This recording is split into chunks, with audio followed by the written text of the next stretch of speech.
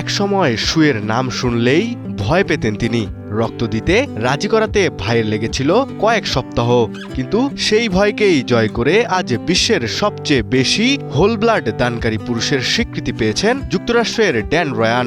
তার নাম এখন উঠে এসেছে গিনেস ওয়ার্ল্ড রেকর্ডে। গত কয়েক দশকের নিয়মিত রক্তদানের ফলেই এই সুনাম কুড়ালেন ড্যান রয়ান।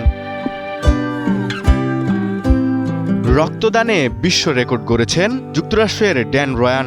জন্ম তার নিউ ইয়র্ক অঙ্গরাজ্যের মাল্টা শহরে, আর ড্যান রয়ান পৃথিবীর আলো দেখেছেন 1965 সালের 1 নভেম্বর। তবে এই সুনামের পেছনে রয়েছে তার বড় ভাইয়ের অবদান। 1980 সালে তার বড় ভাইয়ের উৎসাহ থেকেই প্রথমবার রক্ত দেন তিনি। ভাই তাকে বুঝিয়েছিলেন এক ব্যাগ রক্ত হয়তো একদিন বাঁচিয়ে দিতে পারে কারো জীবন। সেই একটি সিদ্ধান্তেই বদলে দেয় তার জীবনের গল্প। এরপর আর পিছনে ফিরে থামেননি। গত 4 দশকেরও বেশি সময়ে আমেরিকান রেড ক্রসের মাধ্যমে 30 গ্যালনের বেশি অর্থাৎ প্রায় 113.65 লিটার রক্তদান করেছেন ড্যান রয়ান। মাঝখানে শুধু ম্যালেরিয়ার ওষুধ খাওয়ানোর কারণে 3 বছর বিরতি নিতে হয়েছিল তাকে। এরপর আবারও ফিরে আসেন নিয়মিত রক্তদানে। আমাদের উঠে দাঁড়াতে হবে, স্পিড, সকল অন্যায়ের বিরুদ্ধে রুখে দাঁড়ানোর এনার্জি পার্টনার। আর এই পরিমাণ রক্ত প্রায় 344 ক্যান কোমল পানীয় সমান।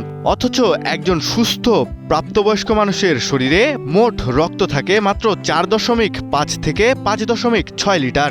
নিজের শরীরে যত রক্ত থাকে জীবনে তার বহুগুণ বেশি রক্ত দান করেছেন ড্যান।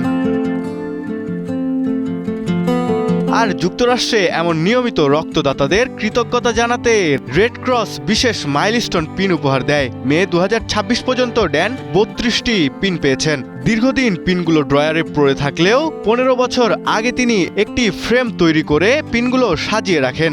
ফ্রেমটিতে 40টি পিন রাখার জায়গা আছে। ড্যান যদি এভাবে রক্ত দেওয়া চালিয়ে যান তবে তার 80তম জন্মদিনের ঠিক আগে তিনি 40 গ্যালন রক্তদানের মাইলফলক স্পর্শ করবেন।